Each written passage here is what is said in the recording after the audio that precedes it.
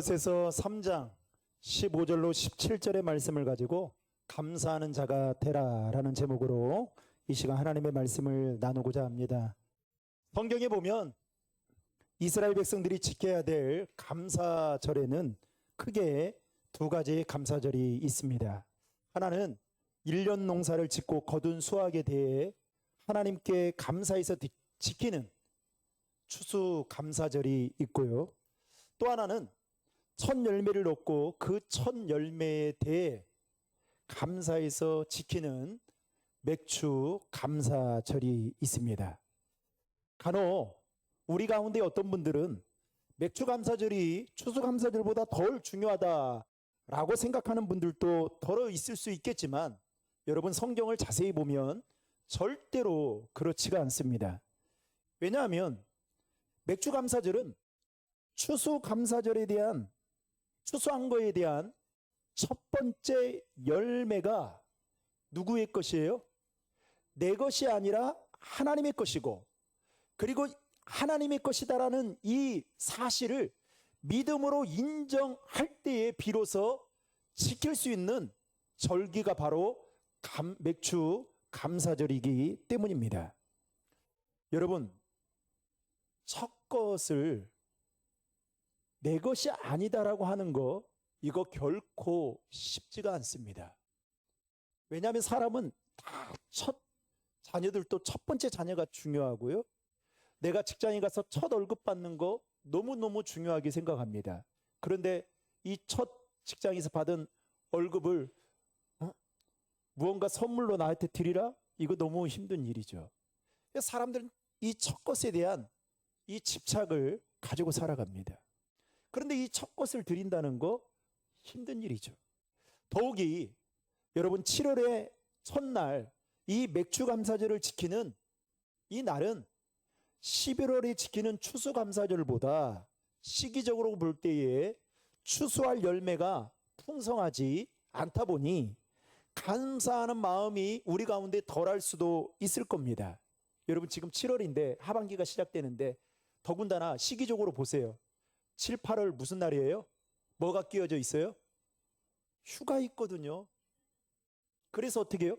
지금 휴가 가려고, 여행 가려고 돈 모아놓는데 첫날부터 이 맥주 감사절을 지켜야 되니 이거 지금 시급하거든요.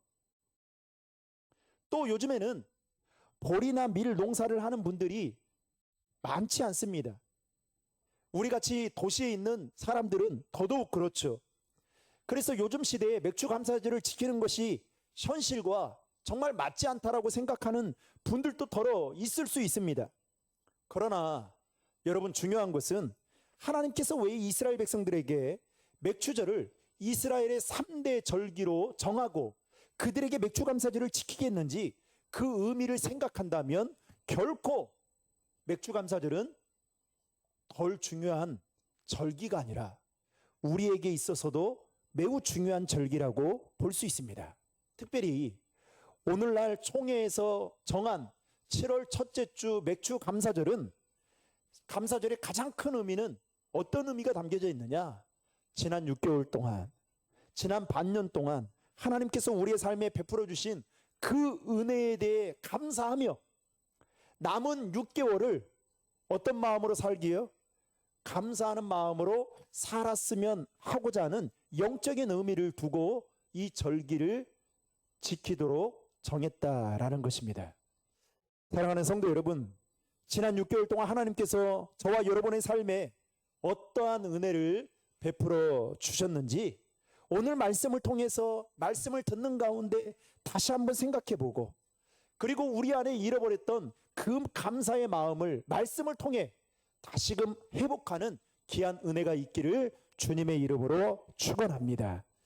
우리가 잘 알다시피 사도 바울이 옥중에서 쓴 4권의 책이 있습니다. 그 4권의 책은 에베소서, 빌립보서, 빌레몬서, 그리고 오늘 우리가 함께 읽었던 본문의 말씀인 골로새서입니다.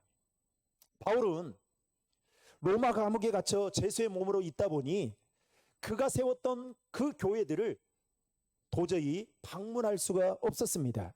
그래서 그는 교회와 여러 성도들이 그리스도를 따르고 섬기는 자로서 그들이 소명감을 가지고 믿음의 길을 잘 걸어갈 수 있도록 그가 사람들을 격려하기 위해 썼던 도구 중에 하나가 바로 편지였습니다.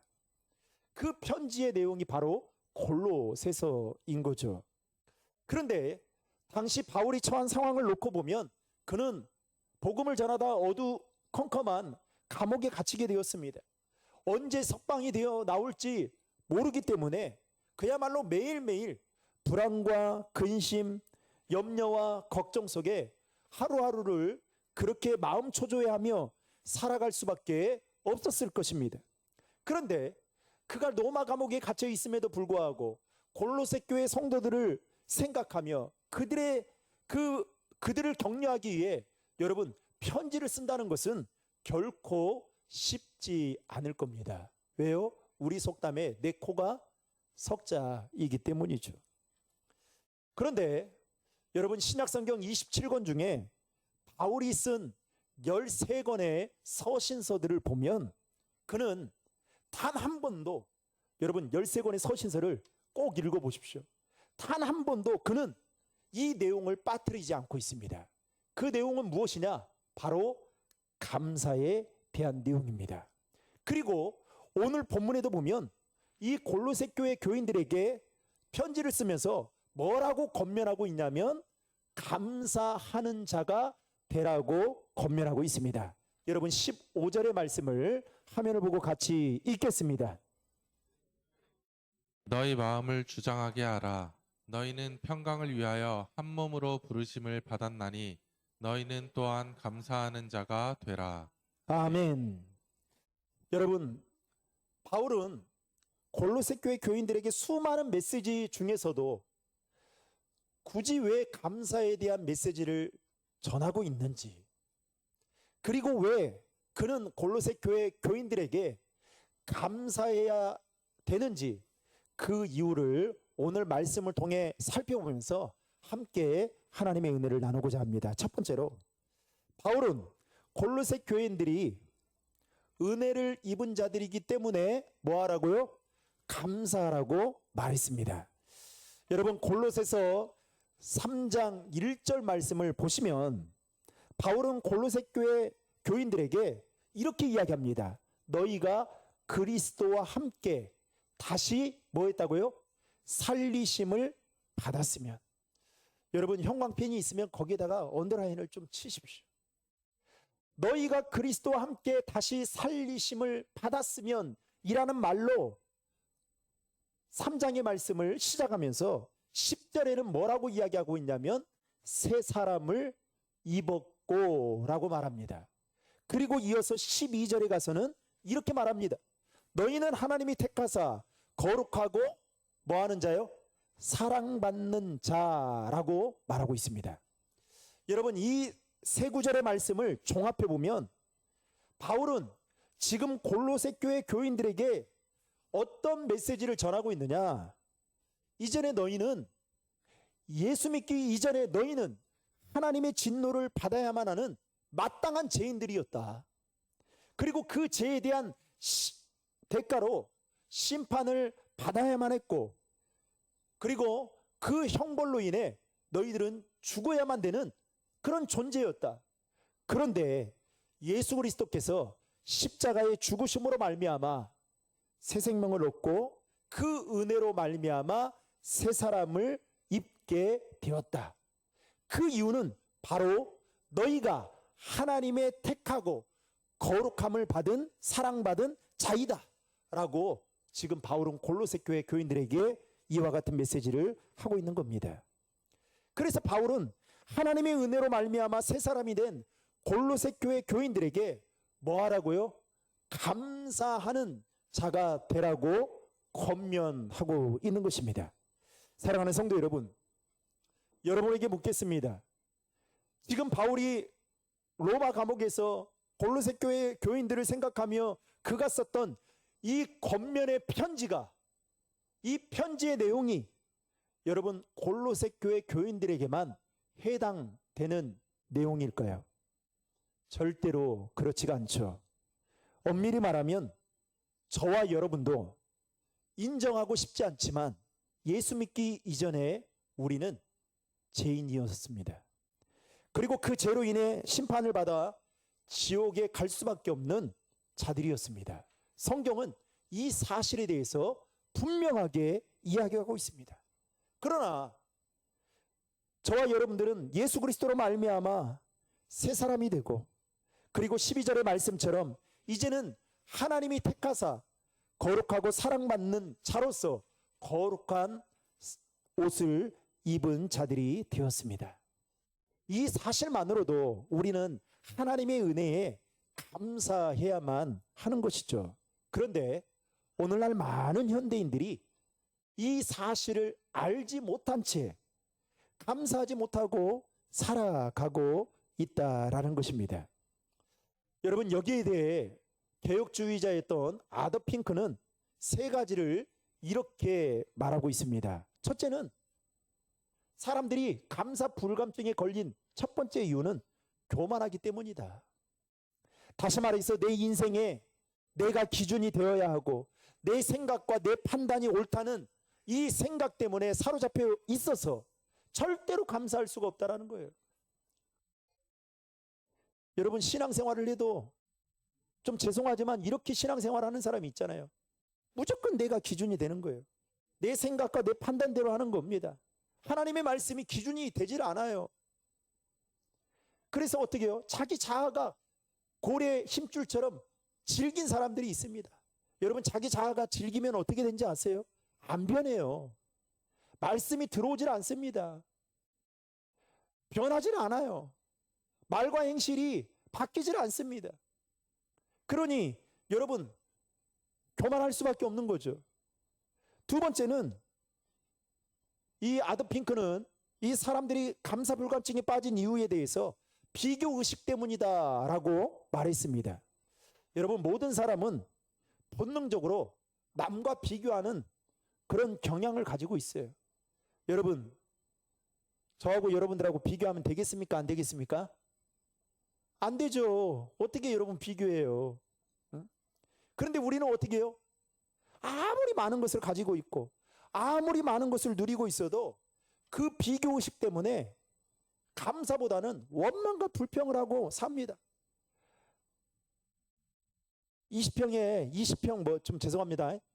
예를 들어서 쉽게 말하면 여러분 한 24평 집에 살면 감사해야 돼요? 안 감사해야 돼요? 감사해야 돼요. 그런데 조금 감사하다가 어느 날 친구 집들이에 갔는데 와, 우리 집보다 더 큰 34평에 살고 있네. 그러면서 어떤 마음이 들어요? 얘는 뭔 팔자가 이런 팔자이길래 이런 나보다 더 큰 집에서 이렇게 살지 하면서 감사의 마음이 싹 사라집니다. 우리 여자분들은 남편분들이 나가서 한 달 동안 그렇게 정말 수고해서 집에 가서 한 달이 딱 되었을 때에 돈을 월급을 다 넣어주면, 통장에 넣어주면 감사해야 돼요? 감사 안 해야 돼요? 감사해야 되죠. 그런데 어느 날 그 친구들끼리 만나가지고 카페에 가서 뭐 이야기 이런저런 이야기를 하다 보니까 나보다 못한 것 같은데 그 내 친구 남편은 우리 남편보다 돈을 더 벌거든요. 그러니까 나중에 어떤 생각이 드냐면 감사했다가 이 치꼬리만한 월급을 나에게 주냐고. 우리 교회 교인들은 그러지 않겠지만 이렇게 남과 비교하는 경향을 갖다 보니까 어떻게 해요? 원망보다는 감사보다는 원망과 불평을 늘어놓기 마련이다라는 겁니다. 세 번째는 인간의 끝없는 탐욕 때문에 감사하지 못한다라는 겁니다.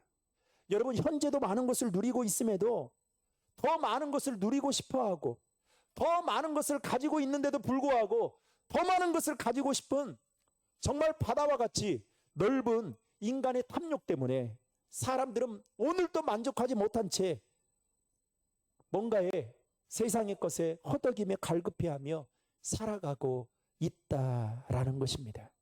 사랑하는 성도 여러분, 세상 사람들은 충분히 그럴 수 있어요. 그러나 저와 여러분은 달라도 뭔가 달라야 되지 않겠습니까? 왜요? 우리는 죄인이었던 우리가 하나님의 은혜로 말미암아 새 사람이 되고 거룩한 새 옷을 입은 자들이기 때문이죠. 다시 말하면 하나님의 사랑을 택함 받은 사람들이기 때문입니다. 저와 여러분이 남들보다 무언가를 더 가지고 있고 더 누리고 있고 더 잘 돼서 감사하는 것이 아니라 바울이 오늘 본문을 통해 골로새 교회 교인들에게 말했던 그 메시지, 즉 예수 그리스도의 십자가의 구속의 은혜로 말미암아 저와 여러분들이 새 생명을 얻고 새 사람이 되었다는 이 사실 한 가지만으로도 여러분 감사할 수 있는 하나님의 사람들이 되시기를 주님의 이름으로 축원합니다. 우리 옆에 있는 분들하고 이렇게 인사하겠습니다. 당신은 하나님의 사랑받은 자입니다. 네. 그런데 하나님의 사랑받은 자라고 하는데 얼굴 표정은 별로 이렇게 좋지가 않네요. 이게 시기해서 그런 건지. 그래서 감사해야 된다라는 거죠. 두 번째로 바울은 그리스도의 평강으로 가득 채우기 위해서 감사하라고 말하고 있습니다. 여러분 15절의 말씀을 다시 한번 읽겠습니다. 그리스도의 평강이 너희 마음을 주장하게 하라. 너희는 평강을 위하여 한 몸으로 부르심을 받았나니 너희는 또한 감사하는 자가 되라. 아멘. 여러분 평강이라는 단어, 평안이라고도 하는데 이 단어에 여러분 주목해 볼 필요가 있습니다. 다른 성경인 세번역에 보면 15절의 말씀을 이렇게 기록하고 있습니다. 다 함께 읽겠습니다. 그리스도의 평화가 여러분의 마음을 지배하게 하십시오. 이 평화를 누리도록 여러분은 부르심을 받아 한 몸이 되었습니다. 또 여러분은 감사하는 사람이 되십시오. 아멘. 자, 여러분 우리 마음은 시시때때로 환경과 상황에 따라 바뀌곤 합니다. 때로는 감사하다가도 원망과 불평이 나올 때도 있고 때로는 불안과 근심과 염려가 우리 마음 안에 가득 차 오를 때도 있습니다. 그런데 여러분 알다시피 이러한 감정들은 우리 삶에 있어서 그야말로 백해에 무익한 것들이죠. 왜냐하면 여러분 이러한 마음을 가졌다고 원망과 불평, 분노와 불안과 근심과 또 염려, 시기, 질투 이런 마음을 가졌다고 해서 우리의 삶에 가지고 있는 내가 내 삶에 떠안고 있는 그 문제들이 해결되지 않기 때문이죠. 오히려 그것들이 우리를 낙심하게 만들고 우리를 좌절하게 만들어서 결국 하나님 앞에 나아가지 못하도록 만든다라는 것입니다. 여러분 그리스도의 평안으로 내 마음을 가득 채우지 않고 염려로 가득 채우면요 여러분 주일날 어떻게 해요? 이 예배 자리에 나올 수 없어요. 우리 마음이 내가 많은 것을 누리고 있어도 어떻게 해요? 마음이 항상 디프레스 우울해요. 항상.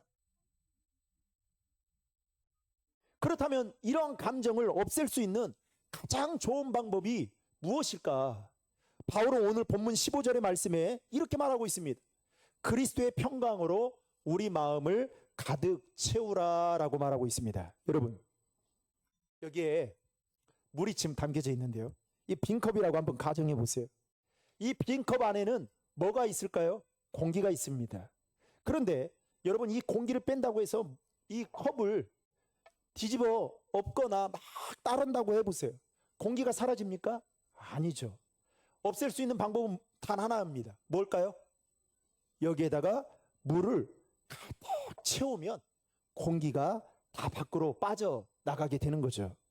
여러분 우리 마음 가운데 감사하지 못하게 하는 불안, 염려, 근심, 걱정 여러분 기도해도 때로는 어때요? 그것들이 우리 안에 빠져나가지 않을 때가 있어요. 때로는 예배를 드린다고 해서 그것들이 내 마음속에 훅 하고 빠져나가는 것이 아니에요. 그런데 바울은 오늘 뭐라고 이야기하느냐? 우리 마음에 그리스도의 평강으로 가득 채우기 위해서 필요한 것이 바로 하나님의 말씀을 가까이 하는 것이다 라고 말하고 있습니다. 여러분 16절의 말씀 화면을 보고 같이 읽겠습니다. 너희 속에 풍성이 거하여 모든 지혜로 피차 가르치며 권면하고 시와 찬송과 신령한 노래를 부르며 감사하는 마음으로 하나님을 찬양하고. 아멘. 그리스도의 말씀이 너희 속에 풍성이 거하여 라는 이 말씀은 쉽게 말하면 하나님의 언약과 축복의 말씀을 굳게 믿고 그 말씀을 위탁된 삶을 살라라는 의미입니다. 바꿔 말하면 이런 거예요. 우리가 신앙생활은 하지만 여러분 하나님의 말씀에 대한 온전한 신뢰를 하지 못하거나 또는 그 말씀을 굳게 붙잡지 못하고 내 생각에 사로잡혀 살아가게 되면 어떻게 되냐? 우리 안에 세상 염려, 근심, 걱정들로 가득 차게 돼서 하나님이 우리에게 주시는 진정한 평안을 누리지도 못할 뿐만 아니라 여러분 감사하기도 힘들다라는 겁니다. 여러분 전 세계에서 가장 잘 사는 나라가 어느 나라예요? 힘 있는 나라가? 우리는 미국이라고 그렇게 알고 있습니다. 그런데 여러분 미국에 그렇게 힘이 있고 그리고 그렇게 잘 산다고 하는 그 미국에 살고 있는, 그래서 우리는 어떻게 해요? 대한민국 사람들이 그 미국 땅에 가면 우리도 그렇게 행복할 수 있다라고 생각해서 이 땅에서의 삶을 다 정리하고 이민 가시는 분들도 있잖아요. 그런데 여러분 그 땅 가운데 여러분 지금도 가장 큰 문제가 하나 있다는 거예요. 그게 뭐냐?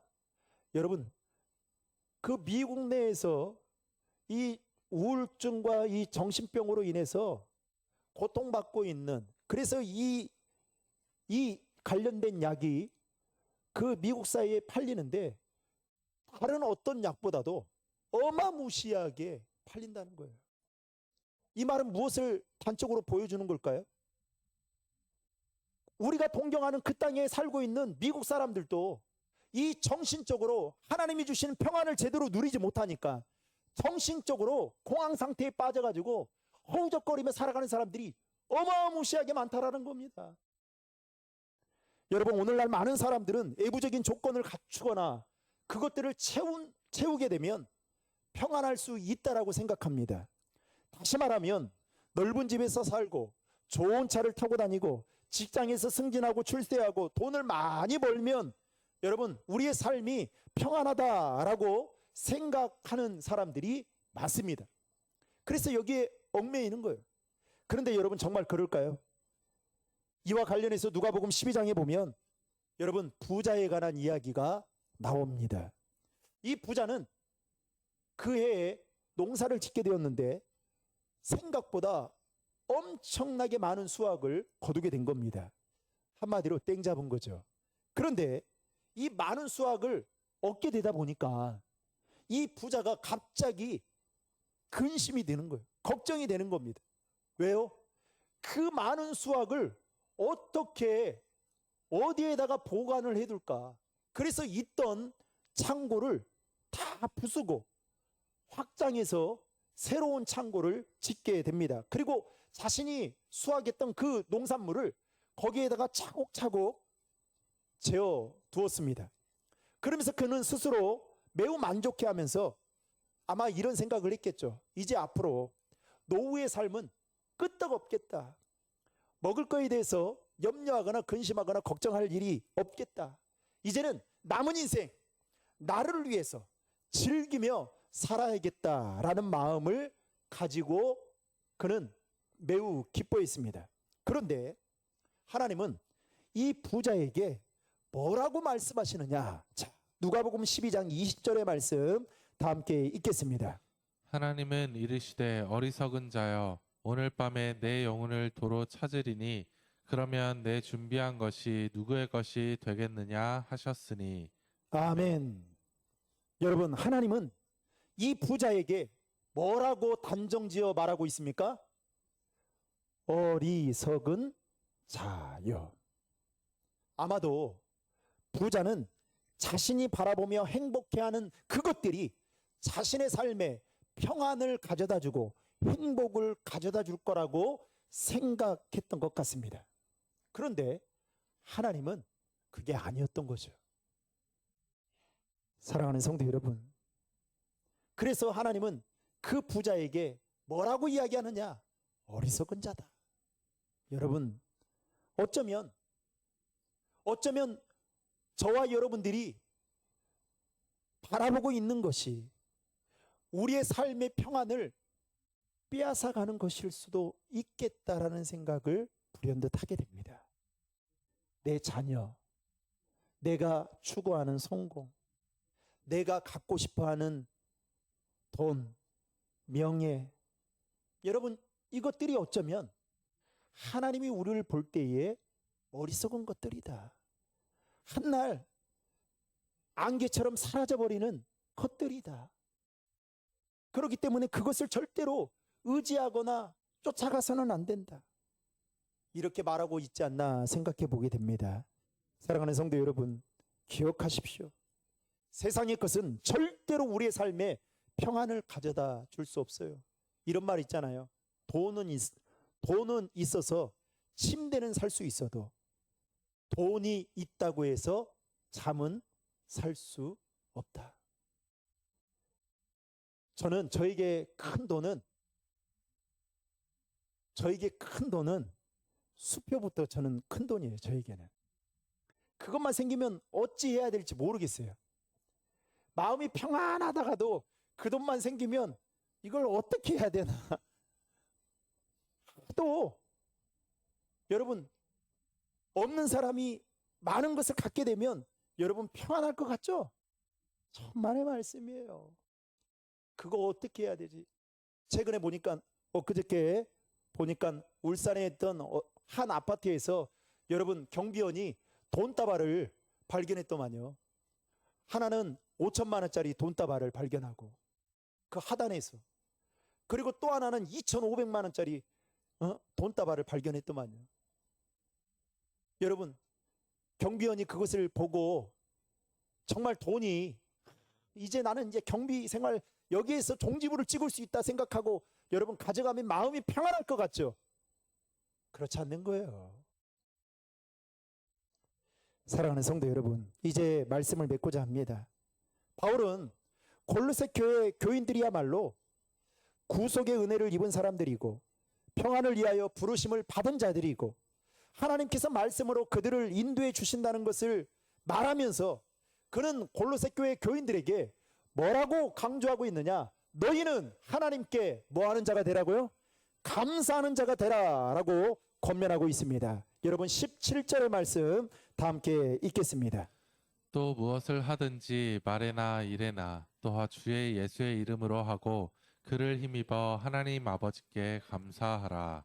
아멘. 사랑하는 신도림 중앙의 성도 여러분, 오늘 바울이 골로새 교회 교인들에게 권면했던 이 말씀처럼 저도 여러분들에게 권면합니다. 너희는 무엇을 하든지 그를 힘입어 하나님 아버지께 감사하라. 여러분, 감사는 해도 되고 안 해도 되는 선택사항이 아니라 필수이고 의무입니다. 저는 우리 아이들, 새 아이를 보면서 또 아이들이 생일을 맞이해서 그 생일을 지키는 모습을 보면서 정말 많은 생각을 하게 됩니다. 우리 생일은 짤떡같이 챙겨 먹으려고 하거든요. 그리고 어떻게 해요? 그걸 통해서 기쁨을 누리려고 합니다. 그런데 여러분, 지난 6개월을 한번 돌아보십시오. 저도 지난 6개월 시간을 돌이켜보면 정말 아찔하더라고요. 지난 1월 16일 이전에 삶을 돌아보면 정말 외줄 타는 그 자리에 있었던 것 같습니다. 1월 16일 날 큰 수술을 받고 그때 마음 그랬어요. 하나님, 제가 늘 대학교 다닐 때 하나님 앞에 그렇게 말씀하셨던, 드렸던 제 고백이 생각납니다. 하나님을 위해서라면 짧고 굵게 살겠습니다. 제가 늘 그랬거든요. 근데 지금 돌이켜보면 예수님보다 더 많이 살았어요. 그것도 무려 십몇 년 더 살았어요. 이것도 은혜 아닙니까? 지금도 그 수술로 인해서 삶에 힘듦이 있습니다. 여전히 남아있어요. 그러나 여러분, 돌이켜보면 하나님의 은혜인 거예요. 하나님의 은혜가 아닌 것이 없는 겁니다. 나를, 죄인 같은 나를 하나님의 자녀 삼아주시고, 그것도 부족해서 목회자로 불러주신 것도 감사한데 이렇게 새 생명까지 주신 것, 여러분, 이것이 저만 누리고 있는 은혜인 건가요? 아니죠. 여러분들도 동일하게 하나님이 주신 은혜가 있을 거라고 생각합니다. 지난 6개월 동안 우리 삶에 친히 간섭하셔서 우리를 지키시고 보호해 주시고 인도해 주신 것이 여러분 전적인 하나님의 은혜임을 알고, 하반기가 시작되어지는 여러분 7월의 첫 주일 맥주 감사절을 지키면서 여러분 남은 6개월도 바라기는 하나님의 은혜에 감사하며 살아가는 우리 신도림 중앙의 모든 성도님들 되시기를 주님의 이름으로 축원합니다.